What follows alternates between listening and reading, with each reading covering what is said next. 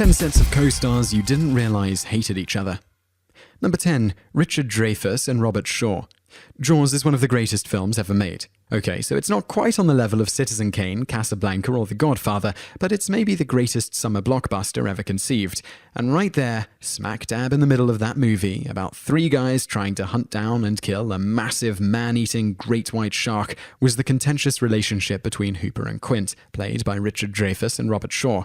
And according to Dreyfuss, in many an interview and documentary, that icy relationship extended to real life, as Shaw took a tremendous amount of pleasure in tormenting the younger actor. Dreyfuss had just had a movie come out and had no problem peacocking around Martha's Vineyard and bedding as many women as possible, and he also admits to having taken a drink straight out of the hard-drinking Shaw's hand and tossing it overboard. Dreyfuss speaks exceptionally highly of Shaw these days, but the stories he and others tell paint a picture of pure hatred between the two on set throughout the shoot. Number 9. William Shatner and George Takei. We hate to break it to any Star Trek fans out there, but it turns out there was some serious dissension on the deck of the USS Enterprise. That's because, despite being 2 of the most beloved actors from the show, William Shatner and George Takei have apparently had many a difference over the years. And it's not exactly a tension that the two have shied away from addressing over the years either, though few people seem to realize it exists.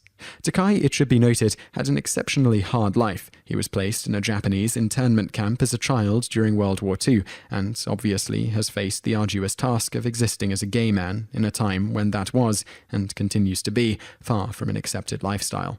But it's been heightened at least a bit by his feud with Shatner, in which Takei has said that he believes the Shat got envious of Takei's growing popularity, while much of the bitterness seems to also stem from the fact that Shatner was not invited to Takei's gay wedding. Number 8. Bill Murray and Lucy Liu. It seems hard to imagine that Bill Murray would be anything but cuddly, considering he gives off the vibe of being a down-to-earth, goofy, laid-back dude. After all, this is a guy around whom legendary tales spring up about him showing up at house parties and doing the dishes, which make him seem more like a humble comedy god than anything else. But the truth is, when you dig a little deeper, apparently he can be a little prickly. Lucy Liu learned this the hard way. On the set of Charlie's Angels, in which Murray played the role of Bosley and was later replaced by the late Bernie Mac for the sequel, it came out that, apparently, Murray didn't think much of Liu. The story goes that Murray flat out said Liu couldn't act, leading her to throwing punches in his general direction. Now, Murray disputes that this is what happened, though he admits there was tension between the two on set. Of course, maybe not as much as there was between Murray and director McGee, about whom Bill Murray was quoted as saying, "He deserves to die. Tell us how you really feel, Bill." Number 7. Steve McQueen and Yul Brynner. From early on in the transcendent Western movie The Magnificent Seven, the characters played by Yul Brynner and Steve McQueen are virtually inseparable, with McQueen playing the right-hand man to Brynner's lead character, and the man who assembles the titular Seven. However, behind the scenes it turns out that McQueen wanted badly to stop being the right-hand man and to start simply being the man, period. McQueen was infamous for being overly competitive, and according to co-star Robert Vaughn, that extended to pretty much everything on the set and led to a very uncomfortable vibe between McQueen and Brynner.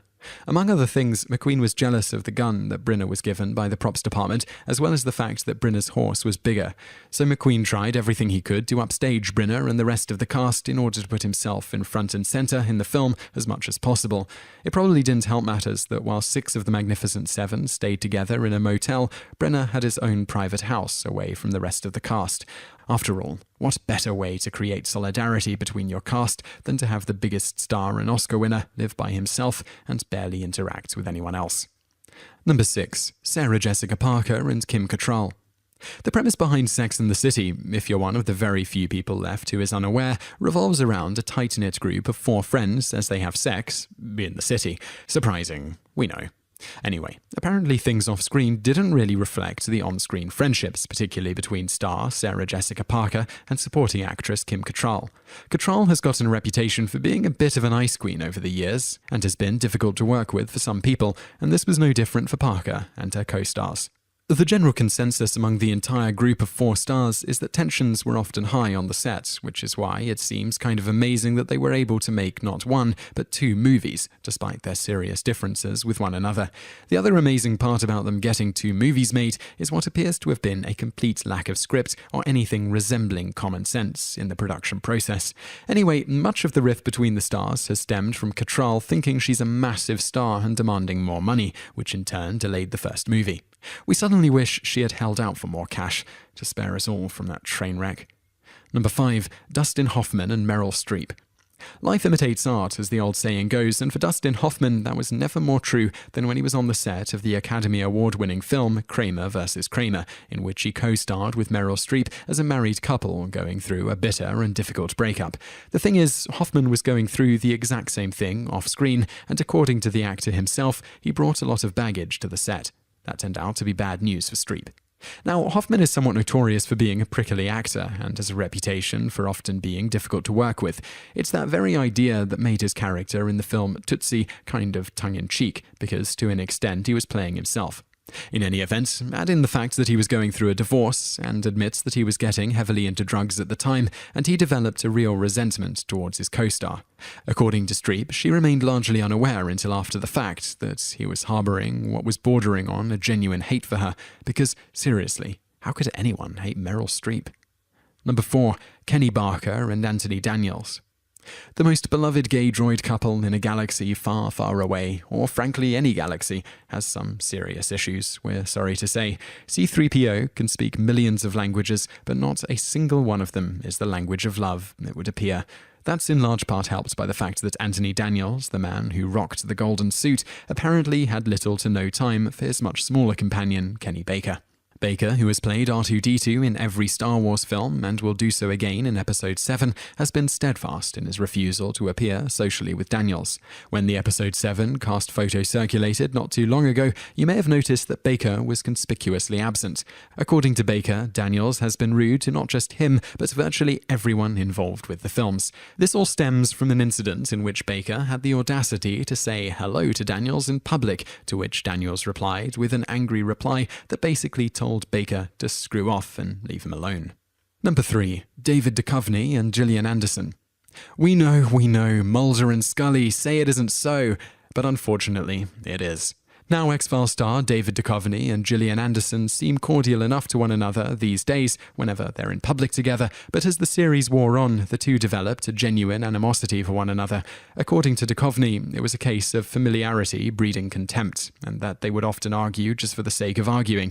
In fact, it was the strange relationship between the two stars that ultimately got Duchovny on board for the X-Files movies. On the surface, that doesn't make a lot of sense, since if you can't stand someone, surely you wouldn't want to be working with them for hours a day, weeks, and even months at a time, right? Well, for Duchovny, the opposite was true, as he said that he wound up doing the movie simply because he wanted to bury the hatchet. Figuratively, of course, since, as far as we know, he never attacked Anderson with a hatchet or any other kind of weapon. Number 2. Bill Murray and Harold Ramis. Yes, it's our old friend Bill Murray again, this time with his frequent collaborator both on and off the screen, the late, great Harold Ramis. You would probably never guess that the guys who were so tight on camera in both Stripes and Ghostbusters, and who made the iconic films like Caddyshack and Groundhog Day together, could have been anything other than best friends. But apparently during the filming of that latter film, they had a severe falling out, from which they only managed to recover just prior to Ramis's death earlier this year. According to Ramis, the friction stemmed largely from Murray's personal life, as he was going through some extremely rocky times in his marriage. Ramis went so far as to describe Murray's behavior as erratic, and the general sense is that he is behaving like a petulant, moody child on set. Others have said that part of the reason for the falling out is a differing of opinion over what Groundhog Day should be, as Murray allegedly wanted it to be more philosophical in nature, while Ramis wanted to make it a straight comedy. Once filming was complete, Murray stopped speaking to Ramis, which we can probably chalk up as a huge part of the reason he was always so resistant to the idea of doing Ghostbusters 3. That, or he rewatched Ghostbusters 2 and realized how much it sucked. Number 1. B. Arthur and Betty White. Believe it or not, things weren't all unicorns and rainbows on the set of The Golden Girls, the show that taught us older women still like to have sex, and that there's nothing wrong with running half a dozen clip shows every season. And it turns out that's because if B. Arthur were to give Betty White a gift, the card attached would actually say, "You're something that rhymes with the word bunt." We didn't think it was possible, but apparently you can hate Betty White, and by you we mean B. Arthur. According to Rue McClanahan and White herself, Arthur just could not stand Betty for somewhat inexplicable reasons. The speculation is that Arthur, a classically trained theatre actress, resented the happy-go-lucky nature of White, who had pretty much grown up on TV and had an almost obnoxious sunny disposition. The one-sided feud lasted until Arthur's death, despite White going and seeing her one-woman show 3 times and attempting to reconcile at a Golden Girls reunion panel. It's okay, Betty White. The rest of the world still loves you.